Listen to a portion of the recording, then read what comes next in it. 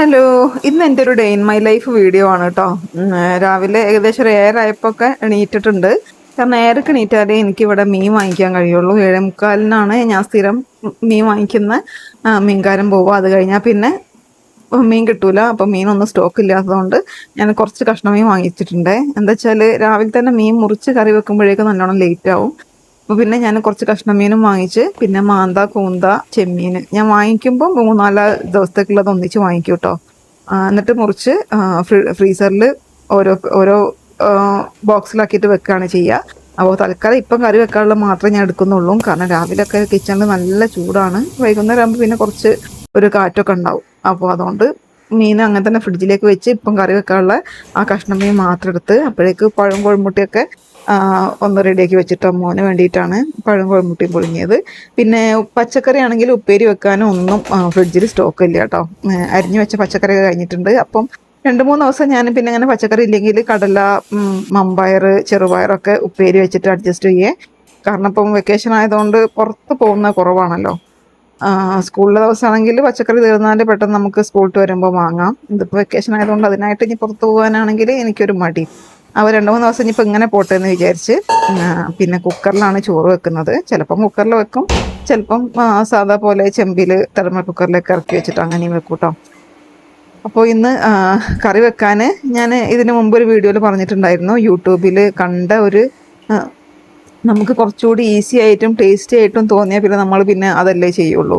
തേങ്ങയിലേക്ക് തക്കാളിയും എല്ലാ മസാലപ്പൊടികളും ഇട്ടിട്ട് പുളിയും കൂടി ഇട്ടിട്ട് നന്നായിട്ട് അടിച്ചെടുത്ത് ജസ്റ്റ് തിളപ്പിച്ച് മീനിട്ടാൽ മതി കേട്ടോ. പച്ചമുളക് ഞാൻ ഇതിൻ്റെ കൂടെ ഇടാറില്ല. കാരണം പച്ചമുളക് ഇടുമ്പോൾ എനിക്ക് കുറച്ച് എരിവ് കൂടുന്ന പോലെ തോന്നി. അപ്പോൾ ഇവിടെ എരിവ് പുളിയൊക്കെ അധികമായാൽ വലിയ പ്രശ്നമാണ്. അതുകൊണ്ട് പിന്നെ ഞാൻ പച്ചമുളക് ഇതിലിടൂല. മുളക് പൊടിയും മല്ലിപ്പൊടി മഞ്ഞൾപ്പൊടിയും കൂടി ഇട്ടിട്ട് പുളിയും തേങ്ങയും കൂടി ഇട്ട് നന്നായിട്ട് അരച്ചെടുക്കും.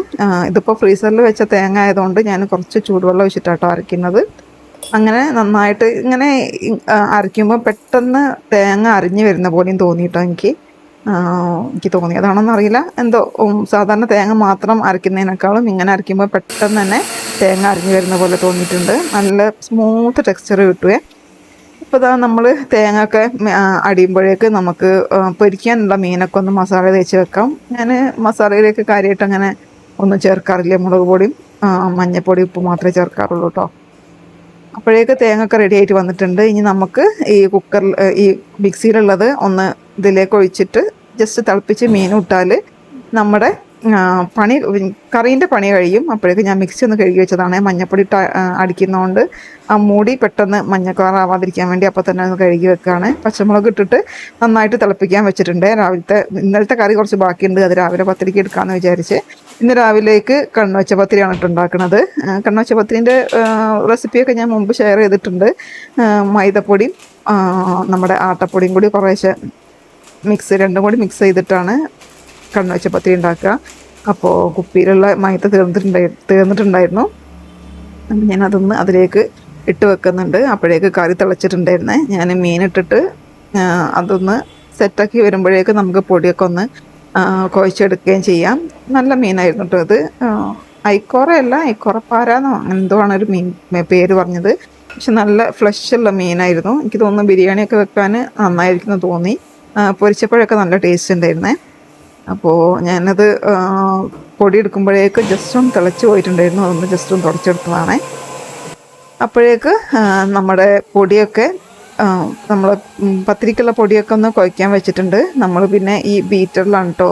അഗാരോൻ്റെ ബീറ്ററാണ് ഇതിൻ്റെ കൂടുതൽ ഡീറ്റെയിൽസ് വേണ്ടവർക്ക് ഞാൻ ഷോർട്സ് ആയിട്ട് അപ്ലോഡ് ചെയ്തിട്ടുണ്ട്. അത് പോയി കണ്ടാൽ മതി.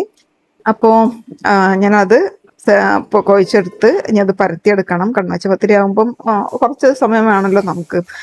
ആദ്യം പരത്തി പിന്നെ അത് മടക്കിയെടുക്കാനൊക്കെ. പക്ഷെ ഞാൻ പരത്തുമ്പം കുറച്ചധികം പരത്തിയെടുക്കും കേട്ടോ. അപ്പോഴേക്ക് ചോറ് വെന്തപ്പോൾ ഞാൻ ചോറ് ഇറക്കിയിട്ട് നമ്മുടെ കടല അതിലേക്ക് പയർ അതിലേക്ക് വേവിക്കാൻ വെച്ചതാണ്. ഒരു 2-3 വിസിൽ വരുമ്പോഴേക്കും അതും ഒന്ന് നല്ലോണം വെന്ത് വരും. ഇനി നമുക്ക് ഇത് ഞാൻ ബേസിനിലേക്ക് വെച്ചിട്ടുണ്ട്. അല്ലെങ്കിൽ എൻ്റെ കൈ തന്നെ തട്ടിയിട്ട് പൊള്ളും.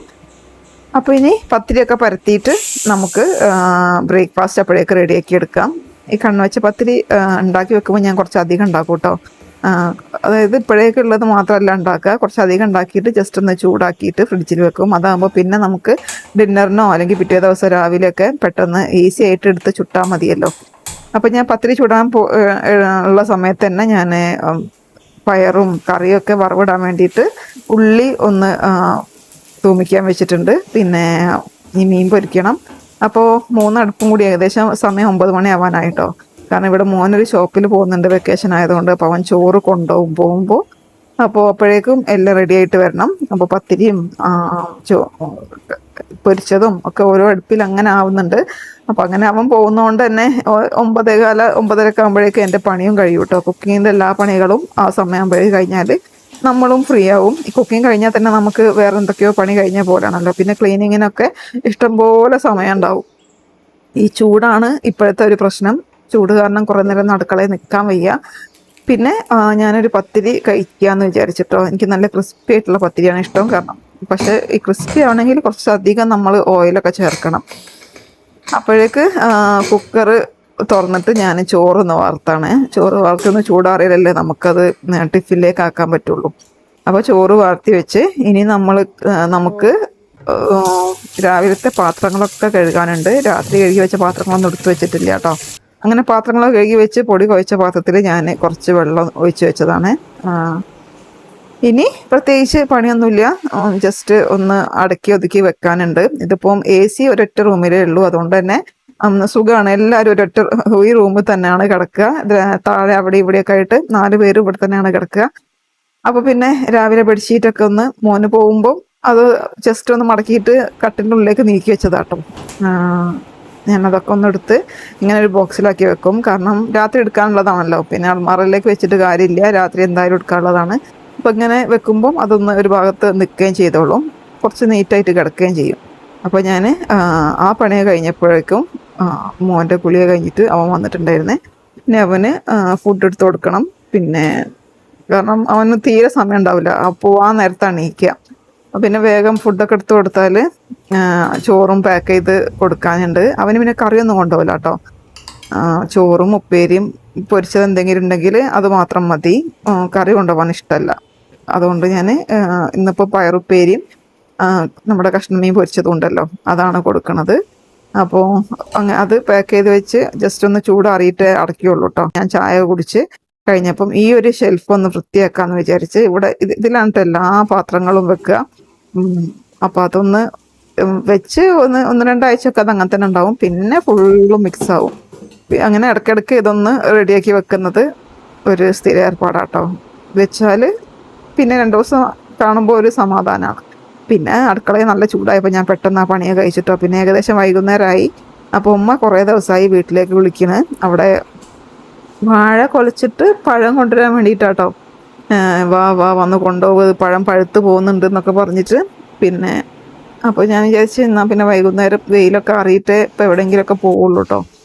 ഉച്ച സമയത്തൊന്നും പോയാൽ സൈഡായി പോവും. അപ്പോൾ പിന്നെ ഞാൻ വീട്ടിലെത്തിയിട്ട് അപ്പോൾ ഉമ്മ എന്താ കഴിക്കാൻ വേണ്ടതെന്ന് ചോദിച്ചപ്പോൾ പഴം കണ്ടപ്പോൾ ഞാൻ പറഞ്ഞെന്നാൽ ഉപ്പുമാവ് ഉണ്ടാക്കി തരികയായിരുന്നു.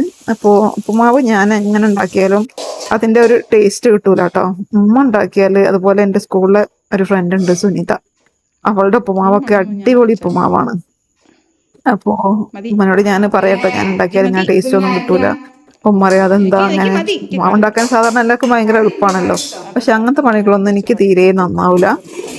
ഒന്നാമത്തെ ചിലപ്പം എപ്പോഴും ചെയ്ത് നോക്കാഞ്ഞിട്ടായിരിക്കും നന്നാവില്ല എന്ന് വിചാരിച്ച് ഞാൻ അങ്ങനെ ഇരിക്കുന്നതിനെ കൊണ്ടായിരിക്കും അത് നന്നാവാത്തത്. അപ്പോൾ പിന്നെ പഴം കൂട്ടി കഴിക്കാന്ന് വിചാരിച്ച് ഞാൻ ഇപ്പം നല്ല മത്തി മുളകിട്ടത് കണ്ടിട്ടോ. അപ്പം ഞാൻ കുറച്ച് മത്തി മുളകിട്ടതും കൂട്ടിയിട്ട് ആദ്യം കഴിക്കുക വിചാരിച്ച്. ഇവിടെ ഉമ്മയിപ്പയും മാത്രമേ ഉള്ളൂ, അപ്പോൾ കുറച്ച് കറിയൊക്കെ വെക്കുള്ളൂ. അതുകൊണ്ട് തന്നെ ഞാൻ അധികം കറി വേണ്ടാന്ന് പറഞ്ഞപ്പോൾ ഉമ്മ എടുത്തോ കറി ഉണ്ടെന്നൊക്കെ പറയാട്ടോ. പിന്നെ എന്താണെന്നറിയില്ല, വീട്ടിൽ നിന്നും ഫുഡ് കഴിച്ച് വന്നാലും എനിക്ക് ഇവിടെ വന്നാലും എന്തെങ്കിലുമൊക്കെ അടുക്കളയിൽ പോയിട്ട് കഴിക്കാൻ ഭയങ്കര ഇഷ്ടമാണ്.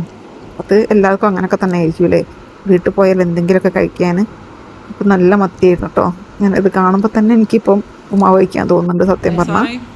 എന്തായാലും ഞാൻ നല്ല മുളകിട്ടതും കൂട്ടി, മീൻ മുളകിട്ടതും കൂട്ടിയിട്ട് ഉപ്പുമാവ് കഴിച്ച്. അത് മാത്രമല്ല, അത് കഴിഞ്ഞിട്ട് ഞാൻ ഒരു പഴം കൂട്ടിയിട്ട് വീണ്ടും കുറച്ചുകൂടി കഴിച്ച്.